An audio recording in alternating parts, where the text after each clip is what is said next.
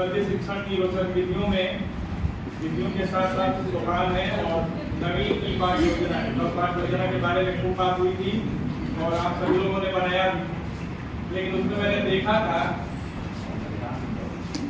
एक दो लोगों का कॉपी करके ही भेजी, सेम टू सेम एकदम हूबहू वही आगे। और उसके बाद चलिए आगे बात करेंगे, पहले बात करेंगे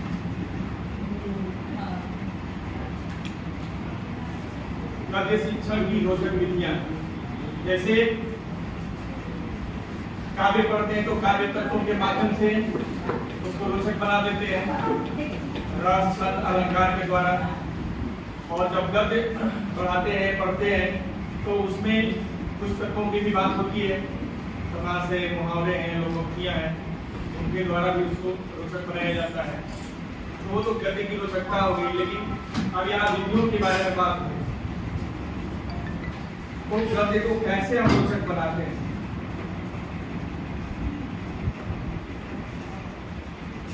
जैसा कल सर ने बताया था विधियों के बारे में, अर्थकथन, व्याख्या प्रणाली, विश्लेषण प्रणाली, समीक्षा प्रणाली, संयुक्त प्रणाली। तो इन सभी का प्रयोग हम समय समय पर करते रहते हैं।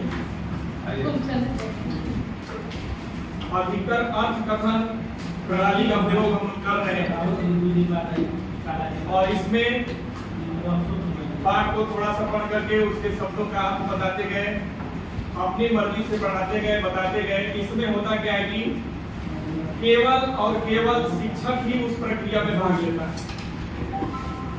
तो उसमें सबसे बड़ी कमी यही है कि उसमें हमारे विद्यार्थी शामिल नहीं हो पाते और हम जाते हैं और पढ़ा करके फटाफट निकल लेते। तो ये प्रणाली उपयुक्त नहीं।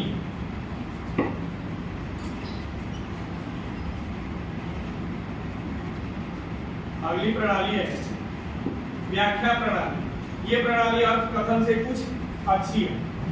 इसमें हम समय समय पर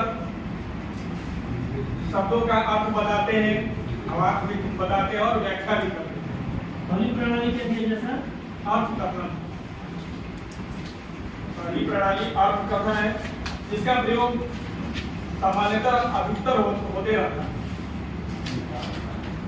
हम भी जाते हैं, कभी कभी समय की कमी होती है, उस समय क्या करते हैं, अधिकतर शिक्षक की पढ़ाया और पढ़ा करके निकल लिए, बच्चों को बोलने का मौका भी नहीं। तो इस प्रकार की जो विधि है इसको अपनाना बहुत ही खतरनाक है, क्योंकि जिस विधि में बच्चे शामिल न हो, जिस पठन पाठन में बच्चे शामिल न हो, वो अच्छी नहीं मानी जाएगी। और दूसरी विधि है व्याख्या प्रणाली। इसमें शिक्षक शब्दों के अर्थ के साथ साथ में उसकी व्याख्या निकालता जाता है। उसमें प्रत्यय है, उपसर्ग है, समास है, संधि है इत्यादि के बारे में बताते जाते हैं। तो ये प्रणाली कुछ अच्छी है।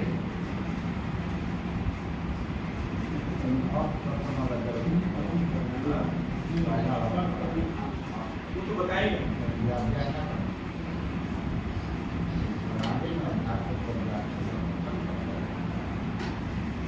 बता सकते हैं सर, कोई बात नहीं।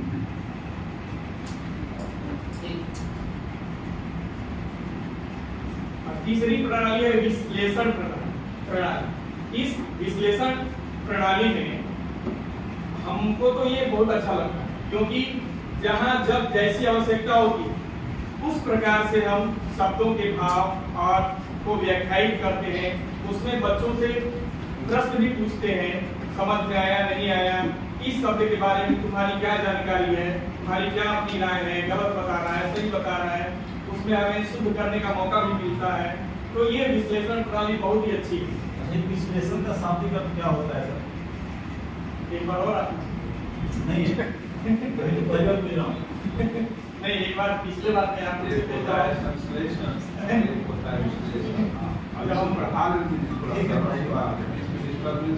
जो हम पढ़ा रहे थे कौन सा विश्लेषण का मतलब है कि इसका एक तरह से ऑपरेशन करके पूरी तरह से सामने रख देना, उसके बारे में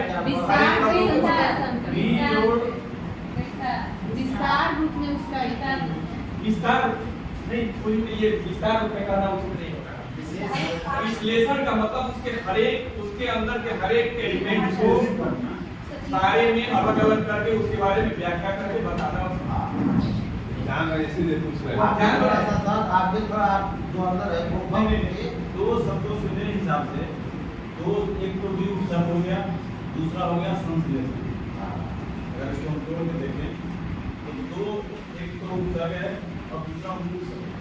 तो दो शब्दों से मिलकर के बना है विश्लेषण। इसके संदर्भ में इसको व्याख्यायित करने के लिए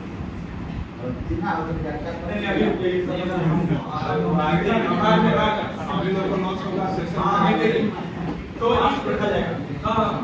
इस प्रणाली को प्रश्नोत्तर प्रणाली भी कहा जाता है। मैंने अभी बताया भी कि ये विश्लेषण प्रणाली है। तो इसके हर एक प्रश्न को जब हम पढ़ाते जाते हैं तो बच्चों से प्रश्न भी लेते जाते हैं, स्वयं भी बताते हैं उनको कहाँ नहीं समझ में आया, कहाँ उनको ठीक करने की जरूरत है, इसके बारे में।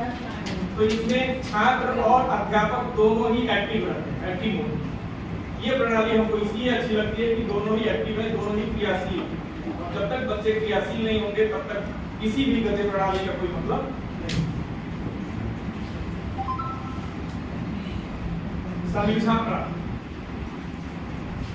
चूंकि विश्लेषण प्रणाली का जो है लगभग 8 क्लास तक ज्यादा उपयोगिता है और वहां तक ये अभी तक प्रासंगिक भी है। लेकिन जब आगे बढ़ते हैं उच्च कक्षाओं में तो वहां पर समीक्षा प्रणाली की जरूरत पड़ती है। यह प्रणाली उच्च कक्षाओं में प्रयोग की जाती है। इस विधि में गद्य के तत्वों का विश्लेषण, उसके गुण दोष पढ़ते जाते हैं। गद्य शिक्षण प्रणाली का मुख्य उद्देश्य भाषाई ज्ञान एवं कौशल में वृद्धि करना और उनकी वृद्धि के लिए शिक्षक संदर्भ संरचनाओं के बारे में भी बताता है। जिनका अध्ययन कर छात्र पाठ्य पुस्तक के गुण दोष, इसमें क्या है कि इसको करने के बाद समीक्षा प्रणाली की के बारे में इस विधि से जब हम पढ़ाते हैं तो बच्चा जो है, विद्यार्थी जो है इतना सशक्त हो जाता है कि उस गद्य की पहचान स्वयं करता है कि इसमें क्या गुण है, क्या दोष है और उसके ऊपर स्वयं ही डिसीजन लेने के लिए वो तत्पर हो जाता है।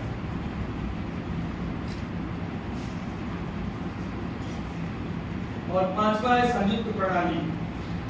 ऊपर जितनी भी प्रणालियां आई थी, अर्थकथन, व्याख्या, विश्लेषण और समीक्षा प्रणाली, सबका मिश्रण है ये और सबको मिश्रित करके एक संयुक्त प्रणाली बनाई गई। तो ये प्रणाली तो सबसे बेहतर हमें जब जिस चीज की जहां जरूरत हुई उसका प्रयोग करें तो यह प्रणाली संयुक्त प्रणाली है। और इस प्रणाली का प्रयोग अधिकतर शिक्षक करते पढ़ा रहे हैं। जब जहाँ किसी प्रकार की जरूरत हुई उसका प्रयोग करें।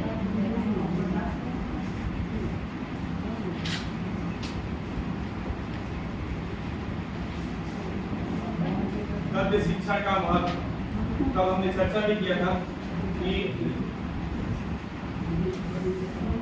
हमारे दैनिक जीवन में अनेक लेन देन व्यापार गद्य के माध्यम से संपन्न हो गया। गद्य के माध्यम से संपन्न होने का मतलब कि हम कोई भी योजना बनाते हैं, किसी से बात करते हैं तो हम कुछ न कुछ उससे वक्तव्य करते हैं, वार्तालाप करते हैं। बिना वार्तालाप के संभव मुख्य भाषा में ये संभव नहीं। तो इसका दैनिक दिनचर्या में भी हम यूज करते हैं, प्रयोग करते हैं। समाचार पत्र, पत्रिकाएं, ज्ञान विज्ञान की बातें हमें गद्य रूप में विपुल मात्रा में उपलब्ध होती है। अब भाषिक तत्वों की जानकारी गद्य के द्वारा भाषिक तत्वों की, भाषाई तत्वों की जानकारी भी हमें मिलती है। जैसे संधि, समास, उपसर्ग, प्रत्यय, तत्सम, तद्भव और किसमें वर्तनी शुद्धि है, अशुद्धि है, वलाघात है, विराम है, कहाँ क्या है, इन सब की बातें जो है गद्य के माध्यम से प्रचुर मात्रा में दिखाई देती है। व्याकरण सम्मत भाषा, जब हम गद्य एक अच्छा गद्य लिखते हैं, पढ़ते हैं या सुनते हैं तो उसमें व्याकरण तत्वों का बखूबी प्रयोग होता है। क्योंकि कविताओं में हम व्याकरण का प्रयोग नहीं कर पाते हैं, लेकिन गद्य में व्याकरण, कल हमने कहा था कि व्याकरण के सभी तत्वों का अच्छा से ज्ञान होगा तभी हम गद्य की रचना कर भी सकते हैं, लेखन कर सकते हैं। तो वही बात है कि ये गद्य जो है व्याकरण सम्मत भाषा की जानकारी होता है।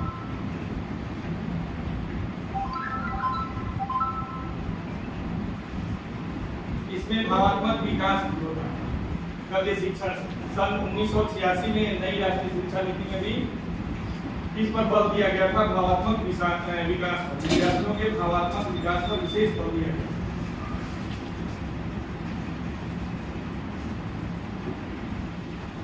गद्य शिक्षण के उद्देश्य, इसको थोड़ा सा ध्यान से समझना होगा कि उसका उद्देश्य क्या है। जितनी बातें हो चुकी हैं उसमें से अधिकतर बातें इसमें आ रही। व्याकरण सम्मत भाषा का प्रयोग करना, शब्दों का प्रभावशाली प्रयोग करना, शब्द भंडार की वृद्धि करना, संक्षिप्त जीवनी लिख सकना गद्य के माध्यम से ही संभव है।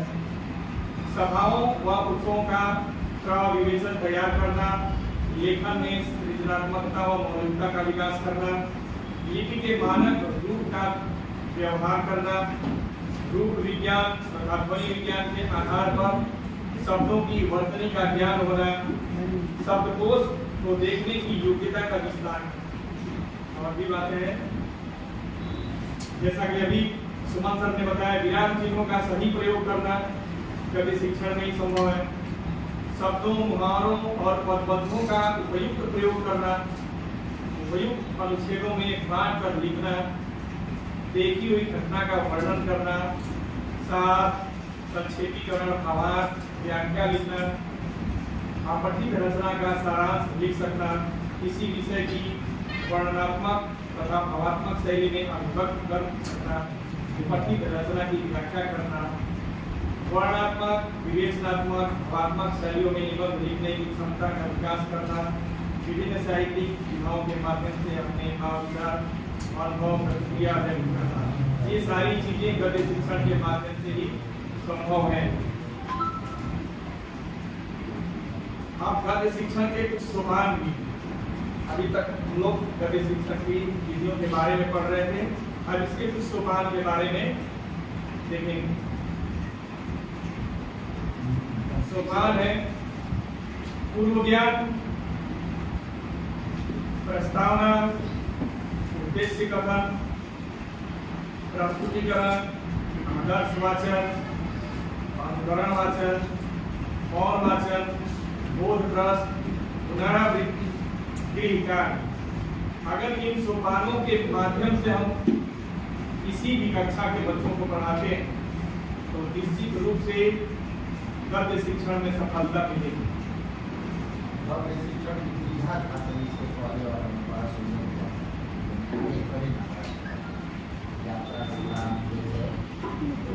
गद्य की विधाओं के बारे में तो सभी जानकारी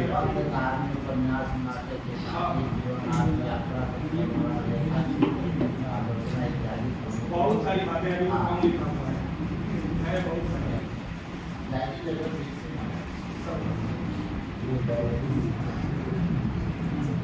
तो अब इन सोपानों के बारे में एक एक करके थोड़ा सा देख लीजिए। वैसे हम सभी लोग जानते हैं कि कोई भी गद्य शिक्षा है तो उसका खुद ज्ञान का मतलब क्या है। जो भी बात हम पढ़ाने जा रहे हैं तो उसके बारे में हमें ये पता करना है विद्यार्थियों की तरफ से कि क्या बच्चा उसके बारे में जानकारी कुछ रखता है कि नहीं रखता। अब प्रस्तावना, अगर बच्चा ज्ञान रखता है तो ठीक है, बहुत अच्छी बात है। अगर नहीं रखता है तो हमारा काम प्रस्तावना में आता है।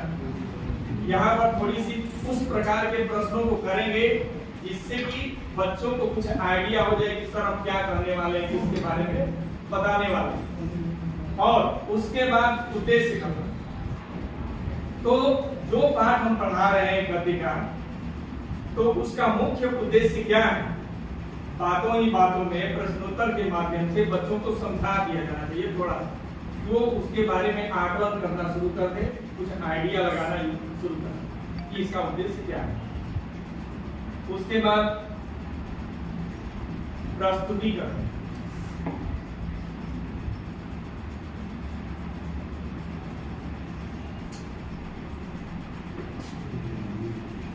प्रस्तुतिकरण में गद्य के पाठ प्रायः लंबे होते हैं अतः उन्हें भाव एवं समानता के आधार पर 2 या 2 से अधिक भाग में विभाजित करना चाहिए। उद्देश्य कथन जैसे ही समाप्त हो वैसे ही पाठ को कक्षा में प्रस्तुत करना चाहिए। किसी भी नए पाठ को कई तरीकों से प्रस्तुत किया जा सकता है।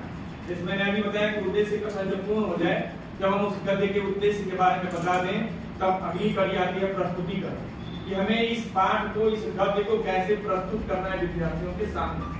तो कभी कभी पाठ बहुत लंबे हो जाते हैं, तो लंबे पाठों को हम 2 या 3 भागों में करके ही पढ़ाते हैं, एक दिन में तो संभव हो नहीं पाता है। तो उसके बाद उसको कैसे पढ़ा सकते हैं, तो शिक्षा के आदर्श पाठ के माध्यम से, शब्दों के अर्थ के द्वारा, मौन वाचन के द्वारा उसको प्रस्तुत किया जा सकता है उस गद्य में। अब आदर्श वाचन, आदर्श वाचन हम सभी लोग करते भी हैं, कराते भी हैं। तो आदर्श वाचन में गए और जैसे तुरंतो एक्सप्रेस चलती है वैसे फटाफट करके और निकल लिए, फटाफट। हाँ समझ गए ना यार सर, उसमें 2-4 तो बोलेगा ही यस सर, तो वो चालू हो जाता है, बस हमारा भी काम खत्म। तो ऐसा नहीं है। आदर्श वाचन में पाठ के भाव के अनुसार, उसके प्रसंग के अनुसार, उस परिस्थिति के अनुसार हमारा भाव भंगिमा भी होनी चाहिए। हमारी जो भाव भंगिमाएं हैं उस पाठ के